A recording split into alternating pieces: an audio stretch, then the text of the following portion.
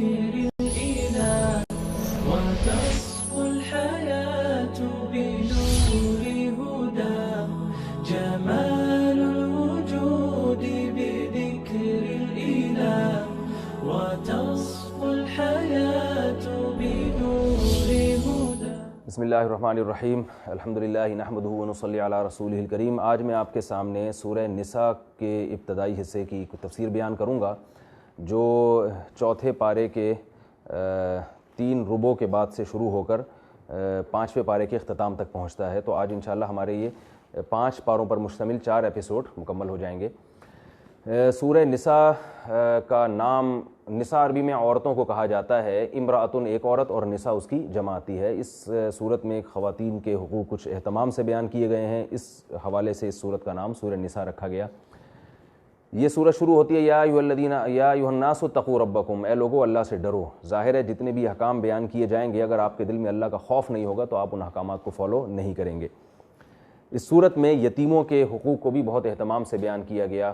صورت کے شروع میں بتایا گیا کہ لا تتبدلوا الخبیث بالطیب، اے ایمان والو یتیموں کا مال مت کھاؤ اور خبیث مال کو اچھے مال کے ساتھ مرج مت کرو.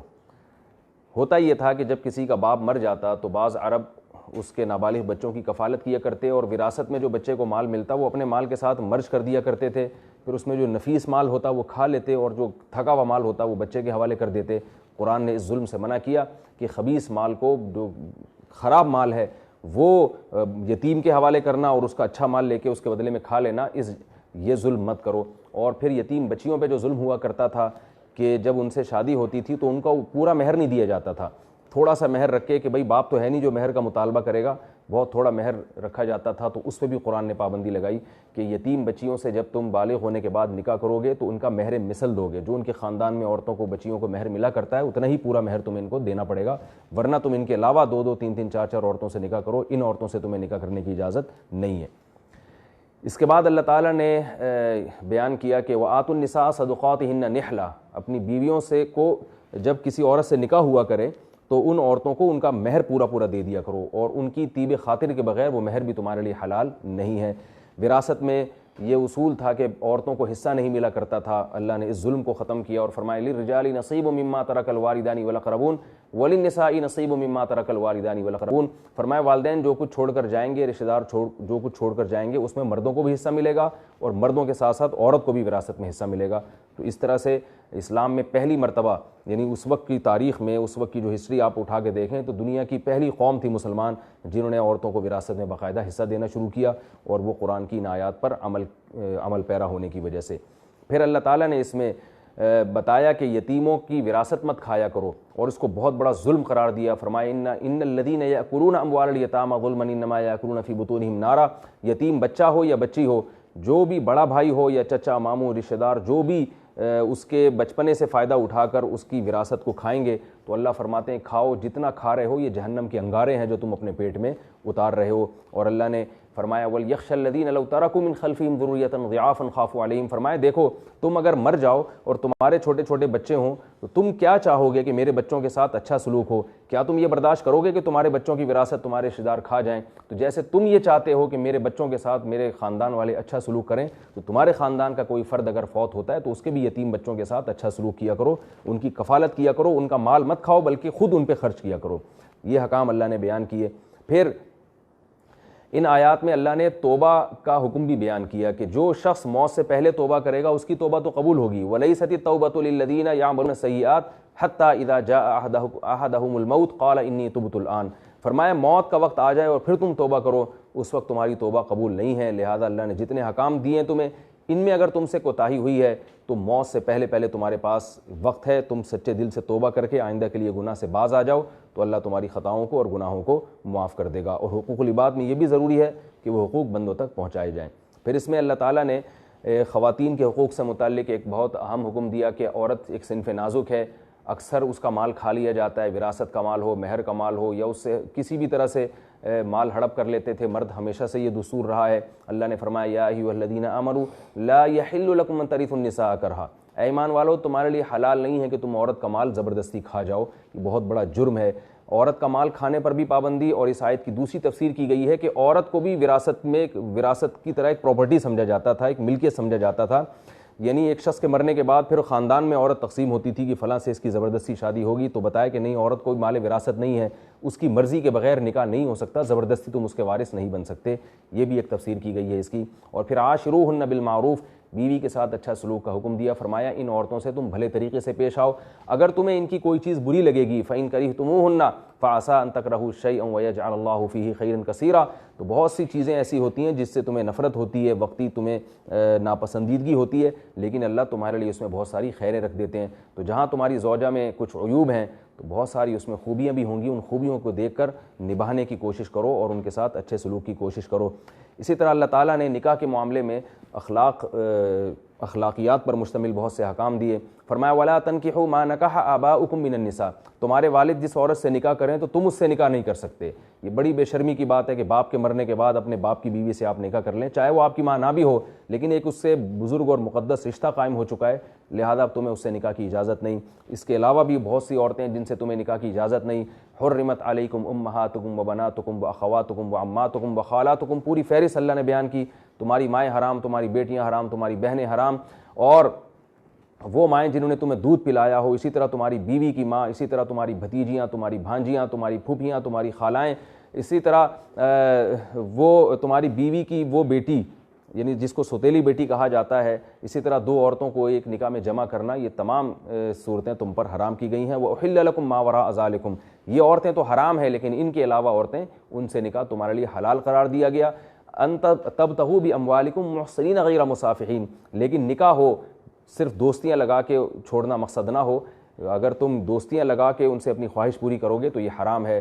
تو اس میں متع جو ٹیمپریری نکاح ہے اس کو بھی حرام قرار دیا گیا، اور عورتوں سے دوستی کو بھی حرام قرار دیا گیا، اور ایک راستہ بیان کیا گیا کہ صرف نکاح کا راستہ ہے عورت تک پہنچنے کے لیے۔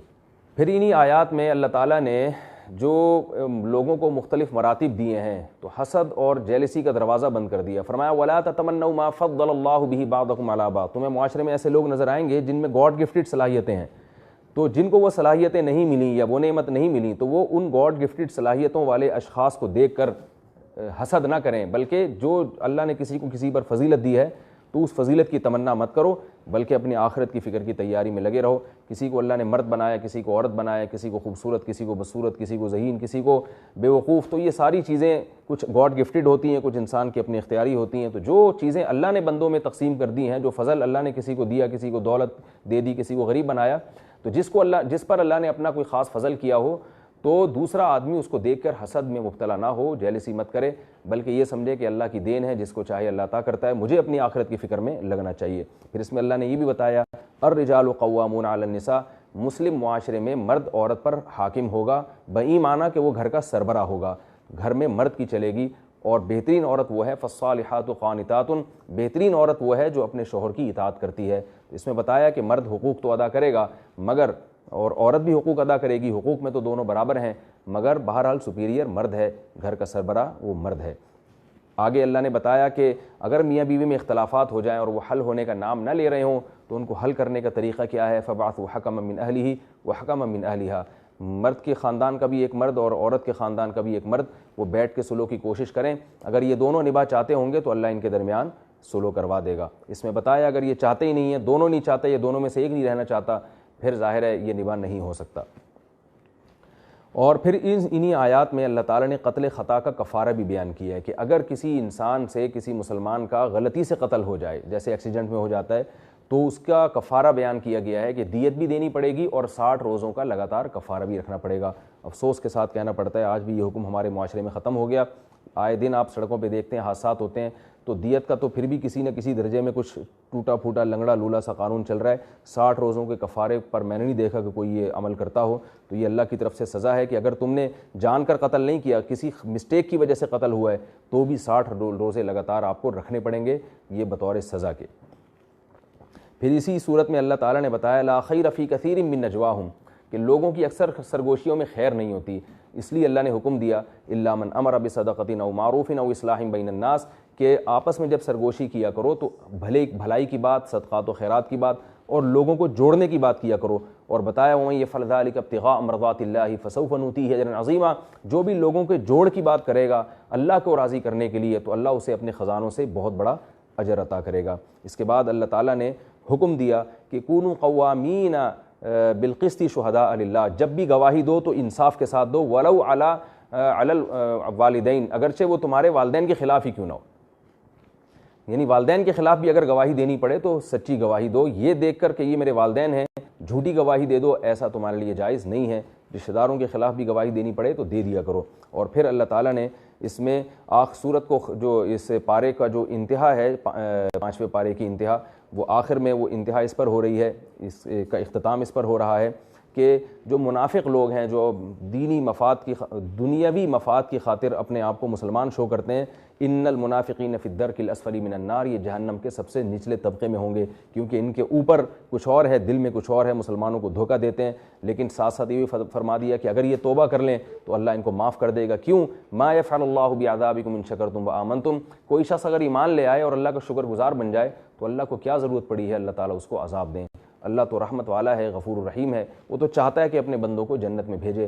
تم اگر توبہ والی زندگی اختیار کرو گے اور تقوی والی زندگی اختیار کرو گے تو اللہ تمہارے سابقہ سارے گناہوں کو معاف کر دے گا, کیونکہ اللہ تعالیٰ کو اپنے بندوں کو جہنم میں پھینکنے کا شوق نہیں ہے, وہ چاہتا ہے کہ میرے بندے جنت میں داخل ہوں. اللہ سے دعا ہے کہ اللہ تعالیٰ ہمیں بھی اہل جنت والے اعمال کی توفیق عطا فرمائے اور ہمیں بھی جنت میں داخل فرمائے. وما علینا الا البلاغ.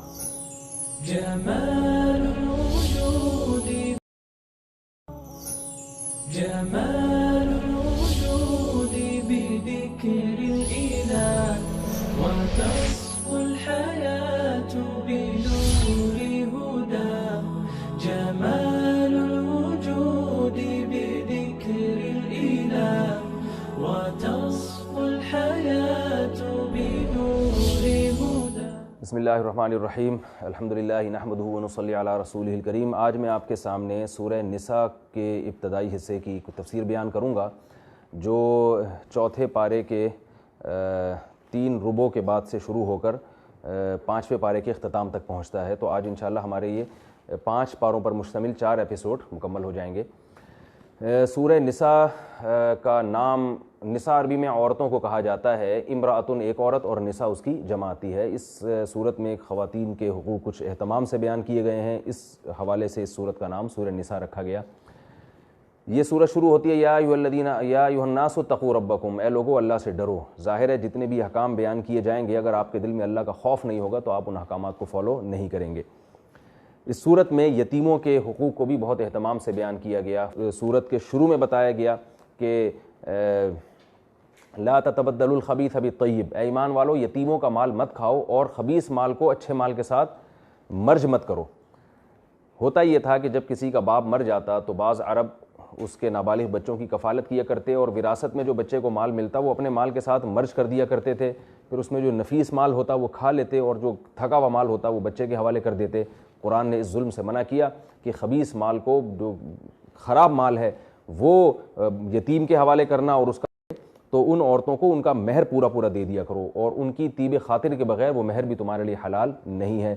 وراثت میں یہ اصول تھا کہ عورتوں کو حصہ نہیں ملا کرتا تھا. اللہ نے اس ظلم کو ختم کیا اور فرمایا للرجال نصیب مما ترک الوالدان والاقربون وللنساء نصیب مما ترک الوالدان والاقربون. فرمایا والدین جو کچھ چھوڑ کر جائیں گے, رشتہ دار جو کچھ چھوڑ کر جائیں گے, اس میں مردوں کو بھی حصہ ملے گا اور مردوں کے ساتھ ساتھ عورت کو بھی وراثت میں حصہ ملے گا.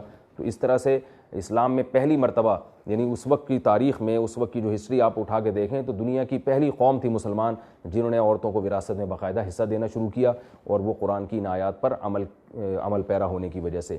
پھر اللہ تعالیٰ نے اس میں بتایا کہ یتیموں کی وراثت مت کھایا کرو اور اس کو بہت بڑا ظلم قرار دیا. فرمایا ان الذین یأکلون اموال الیتامی ظلما انما یأکلون فی بطونہم نارا.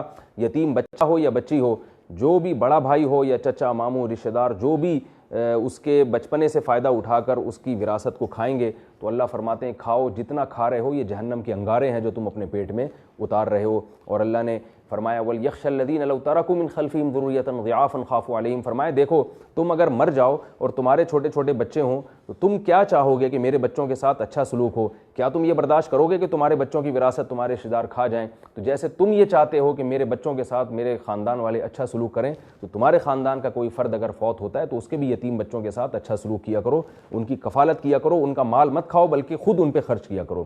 یہ حکام اللہ نے بیان کیے۔ پھر ان آیات میں اللہ نے توبہ